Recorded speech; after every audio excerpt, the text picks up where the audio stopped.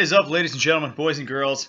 This is Trevi. Welcome back to another Way of the Swan Battle Report. It has been a little while. Unfortunately, if you follow my Facebook page, you probably know this, but my computer pooped out a while ago, and I had to send it in to get repaired. Sort of inopportune timing, just as we're getting into Mark III, and I was really excited to make a lot of battle reports. And unfortunately, I lost some footage for some battle reports, but I'm coming back now, going to make some videos for you guys, and I hope you enjoy them.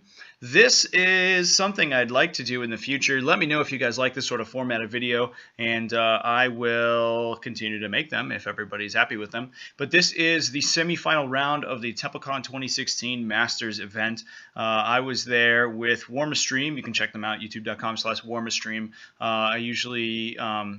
we travel around events with our kit, and we will record games from Masters and stuff like that that we can get to that are being recorded by someone else. And since I recorded those videos, I decided that I could make some battle reports out of the top two finals tables. So semifinals and the final round, I'll probably be making videos for.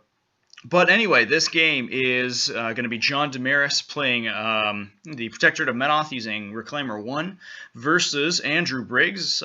He's a local player, very good, plays a lot of different factions. But today he's playing Legion with Absalonia 2.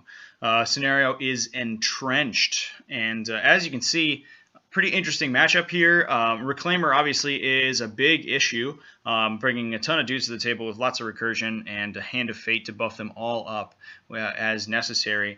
Absalonia, a bit of an interesting drop here. Andrew was playing as his second list Lilith 3. So Lilith 3 obviously great against that sort of infantry spam that Reclaimer brings, as well as she has Wind Wall to stop the Idrian skirmishers from going crazy. But I think he was not only worried about being locked in potentially in the final round, because he played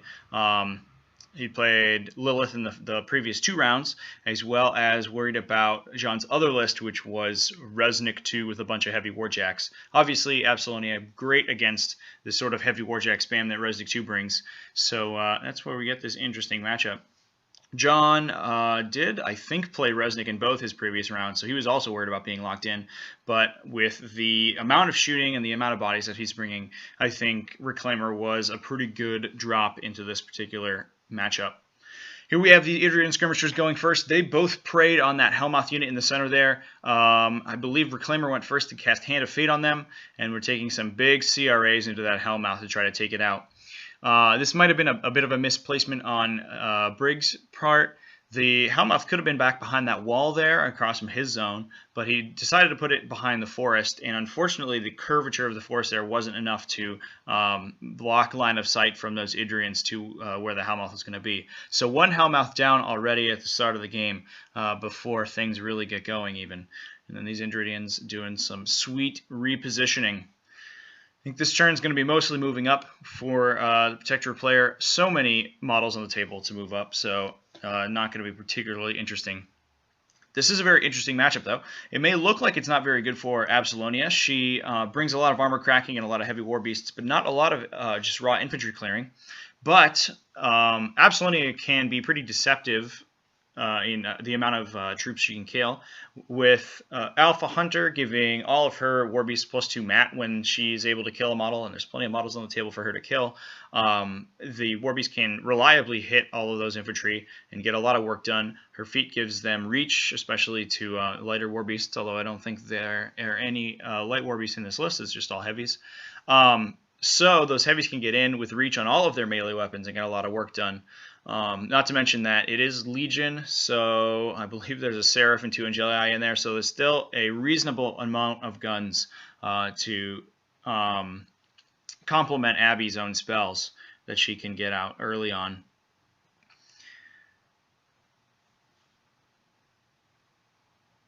So we have Briggs just moving forward, putting those Hellmouths in range, keeping the Tentacles in command so that they could potentially make free strikes if the Idrians want to gum up that Hellmouth too much. and moving up really to protect it. This is a great move from Briggs here. Those tentacles at the edge of command there are going to stop the closer unit of Idrian skirmishers from being able to get around them and put CRAs into the Hellmouth. Obviously, the tentacles with a 1.5-inch base and 2-inch reach at the 8-inch line from the Hellmouth easily engages into the 10-inch range of the skirmishers' guns.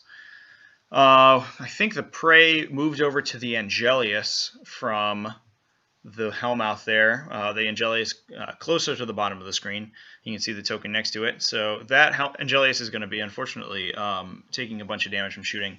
Those Idrians can make this list into a particularly devastating gun line between Prey and Hand of Fate boosting up their gun damage rolls. They can put a bunch of big CRAs down the table and really just eat alive, especially lighter armor heavies like the Legion players bringing in this game. We have Abby moving out of the deployment zone, all her war beasts up, moving next to her. I think we have Bracer down on Proteus, so he's going to have his additional +2 armor, and all those models are going to be immune to knockdown. Not that that's a particular issue this early in the game, but it's still a nice benefit to have. And everything just bricking up right in the center there. So while the Idrians do a bunch of damage at range, they are also competent in melee, although I think John's going to get more use out of them shooting. But unfortunately, it's tough with an essentially all melee army that Briggs is bringing. There are a couple guns on the Angelius and the Seraph, but it's not a ton.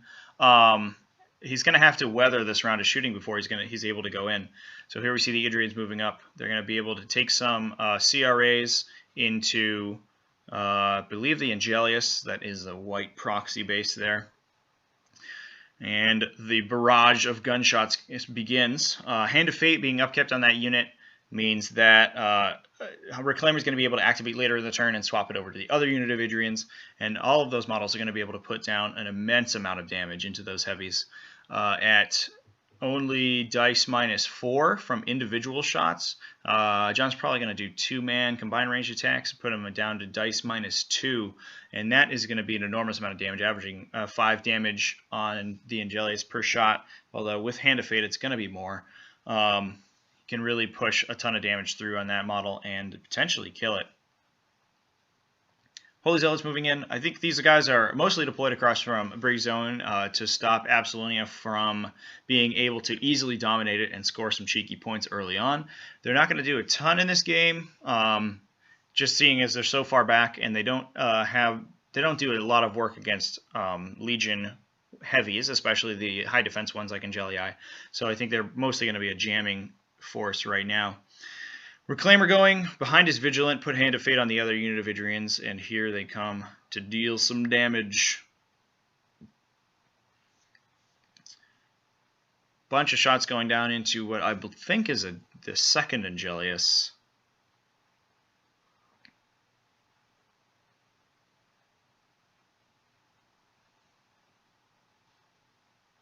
Just a ton of shooting going on. That unit of Idrians is moving pretty far forward, though. So John's going to be able to reposition them to spread them out a little bit, although Proteus with his 4-inch reach potentially could get a whole bunch of them in melee range and deal a ton of damage. Knights Exemplar moving up so that in the eventuality that those heavies move in to kill the Idrians, the Exemplar are going to be able to counterpunch pretty effectively, and then the Templar contesting the zone. I think Passage was chanted on the Warjacks, so no non-magical range attacks against those guys, and we passed the turn. Now, the big thing here is that John left his zone relatively unguarded. There are, it looks like, 3 Idrians in there, as well as the Templar. The Templar is going to be an issue, but Absolonia, with her feet still available, is going to be able to do a ton of damage to that guy. Watching this game, I was wondering if Absolonia was actually going to feat this turn. She could come in and kill a bunch of models by herself without really having to do a ton. She's going in on the objective. She is feeding this turn. I think mostly the +2 strength to kill the Templar is a pretty big deal. But I'm not sure if it was entirely necessary. I think he potentially could have gotten 2 War Beasts into the Templar, and then all those the Idrians you don't necessarily need the feat to kill. But we saw her go and kill the objective. She's sitting behind those Hellmouth tentacles, pretty safe, and slipstreamed Proteus up into range to take out that Templar. He does have a chain weapon, and so he can ignore the buckler with his tentacles, although his tentacles are 2 power less than his fists, so it actually doesn't matter which weapon he attacks with. It's going to be the same dice anyway. And then Absolonia just being protected by those Hellmouth tentacles, so that it makes it more difficult for John to be able to kill her. Seraph moving up with the 2-inch melee range from the feet. It's able to get a bunch of damage in on all of the Idrians over there. This is, however, fueling Reclaimer with souls. So as you can see, John's put all of his warrior models almost in a bubble, the 10-inch bubble around Reclaimer, so he's going to be able to take all of their souls if they are killed by the Legion War Beasts. And they're going down. So this, I believe, is an Angelius. Moving up is that green proxy base in front of the Seraph, moving up and overtaking through a whole bunch of Idrians. At Mat 8 with that Alpha Hunter from Absolonia, you can see that Angelii are going to get a ton of work done against these Def 13 infantry. Well, normally they'd be a little, it'd be a little tough for them to hit. Needing 7s to hit with the +2 mat, they can really get a bunch done.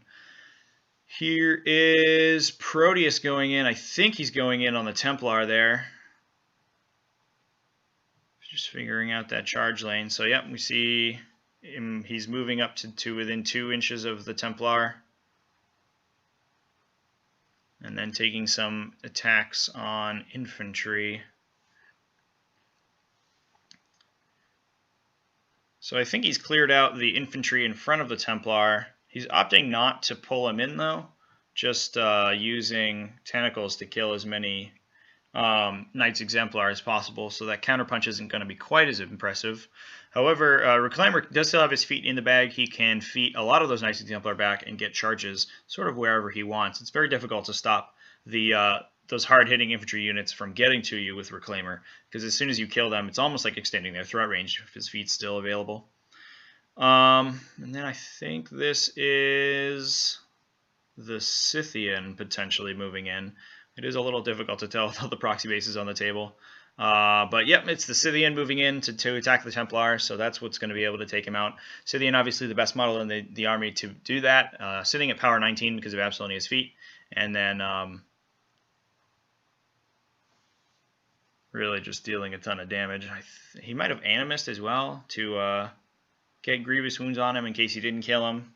But the Templar does go down. So, John not committing too much to the zone with those infantry allows Abby to get in, kill the objective, and dominate John's zone in order to score 3 points. So, Andrew lost the War Beast early on, lost an Angelius to a bunch of Idrian guns, but making a very aggressive play here. Oh, my apologies. That was Proteus attacking the Templar, and the Scythian went earlier to kill infantry.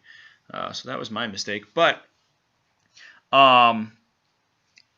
Andrew going up to 3 points, putting John in a ton of pressure. Obviously, John still has the majority of his infantry alive. All of his units are intact, which means that he's going to be able to feat as many of those guys as he can back with High Reclaimer. Reclaimer's feat went up to D3 plus 5 models, I think. So he can feat back basically the entire Knights Exemplar unit as long as it didn't get wiped out, which it did not. I think I can still see 2 Knights Exemplar in front of the Scythian there. So that is a big deal. Andrew obviously not contesting his zone at all. The objective is still in there, and Andrew's using a bunker for his objective, so it's going to be very difficult for those Idrians and those Holy Zealots to kill it. The Idrians might be able to do it with charges, but the Holy Zealots aren't going to get a ton of work done with their bombs. The Vigilant, with power up, just running into the zone to contest. We see Reclaimer here on something above 20 focus this turn because of all the souls that Absolonia killed. And he's going to opt to charge in, Hand of Fate himself, and then use those souls to beat on Proteus as much as possible. Now, I do think Proteus is still bracered, I believe, so he's going to be sitting at an armor of 22, but with Hand of Fate and then boosting, John's going to be getting a bunch of damage in on him. Yeah, you can see dropping the lowest die there is putting Reclaimer's average damage rolls to somewhere around a 12. So that is about average. You can expect Hand of Fate to do about 2 extra to hit and damage. But obviously, with all those dice, it allows for some huge spikes. And using those, Reclaimer's able to put Proteus in the dirt and end up taking him out. So that's one thing. One of those heavies down. He's using his feet. He's going to be able to put down a bunch of those Knights Exemplar and really get a huge counterpunch going.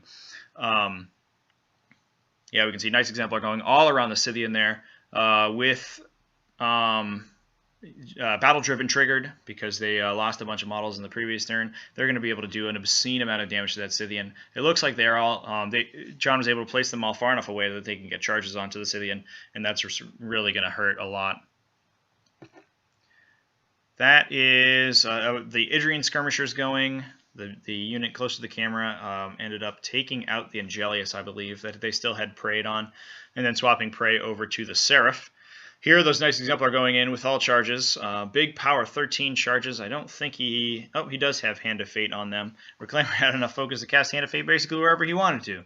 So we have Hand of Fate going down into the Scythian, and with that battle-driven, they are able to take it out pretty easily. So that's 2 heavies down for Briggs. Obviously, he made a very aggressive play. Put all those models... I'm sorry, 3 heavies down so far this turn. Made a very aggressive play, and now he's going to pay for it a little bit. Absalonia still is a relatively competent melee combatant, so she's going to be able to potentially clear the zone again. If the Seraph and the Hellmouth are still alive, they can maybe help out, but the Vigilant's going to be a real issue for her. The Vigilant is armor 21 with the 2 shields from the front, and Absalonia only being a power 14 means that she's probably not going to be able to cripple it or kill it and clear the infantry out of the zone. He'll need something else to do that. But John, countering Andrew's aggressive play with another aggressive play, he put Reclaimer in a very precarious position, and he's going to need to really block every angle to Reclaimer this turn to keep him safe from Absalonia. So we'll see how he's able to do that.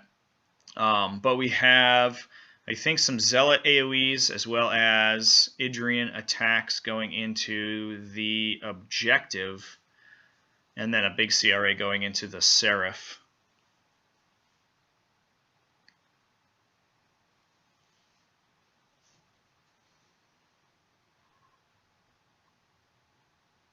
More attacks going into the Seraph, it looks like. I'm sorry, this is the Forsaken, I think, that's being attacked right now. And the Forsaken gets taken off the table. So that was one of the models that could have helped Absalonia clear that zone if the Forsaken did have Fury on it, so it could have moved up and tried to get a Blight AoE and take out some of those guys. But without getting shot to death by the Idrians, she's not going to be able to help at all. So Absalonia is on her own at this point. And some Choir and the Covenant move up to jam and really try to block off as many of the charge angles to Reclaimer as possible. Now, you can see between Reclaimer's just behind the Vigilant there, and just behind the Vigilant there is an opening where Absalonia could potentially go. She is flying, so she can ignore both the Hellmouth Tentacles and the Vigilant for line of sight when she's charging, and she can move over them. She'll take a free strike from the Vigilant, but they're only power 11, I believe, and she's hardy enough that she doesn't really have to worry about that. She does have transfers on her to transfer to the Seraph if necessary, and Andrew just plotting out his assassination right here. So Andrew at 3 control points, but unfortunately it's going to be really rough for him to come back from the losses he suffered last turn. He's down to 1 of his heavies out of 5, I believe, so he's really hurting. And John's given him an opening for an assassination run, so he's going to take it. You see some Choir members getting cleared out by the Hellmouth Tentacles there. The Seraph's moving up to take some shots into Reclaimer, I believe, to try to flare him. Although there's a Devout next to him, so he's going to be able to